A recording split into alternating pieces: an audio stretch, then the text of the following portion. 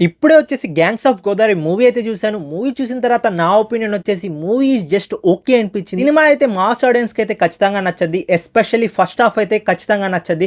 First హాఫ్‌లో వచ్చేసి fight scenes అయితే చాలా బాగున్నాయి. అండ్ డైలాగ్ డెలివరీ కూడా చాలా బాగా నచ్చింది. అంజలి, దాని తర్వాత నేహా శెట్టి వీళ్ళ మధ్య లవ్ బాండింగ్, కొంచెం కామెడీ ఎలిమెంట్స్. దాని తర్వాత మనకు మూవీ అనేది కొంచెం సీరియస్ అవ్వద్ది. పాలిటిక్స్‌లో ఎంటర్ అవుతాడు. దాని తర్వాత టైగర్ అని పేరు ఎలా వచ్చింది ఇదంతా మనకైతే ఫస్ట్ హాఫ్‌లో అయితే చూపిస్తారు. ఎస్పెషల్లీ నాకు ఫస్ట్ హాఫ్‌లో బాగా నచ్చిన ఎలిమెంట్స్ ఏంటి అంటే ఫైట్ సీన్స్ అయితే సూపర్ గా అయితే ఉన్నాయి. అండ్ మనకైతే మ్యూజిక్ కూడా బ్యాక్గ్రౌండ్ వచ్చేది చాలా అయితే బాగుంది. అండ్ మనకు పోలీస్ స్టేషన్ లో ఫస్ట్ హాఫ్ లో ఒక ఫైట్ సీన్ అయితే ఉంటుంది.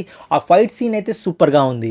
సెకండ్ హాఫ్ అంత బాగలేనందు కారణంగా నేనైతే డిసప్పాయింట్ అయిపోయాను మూవీతో.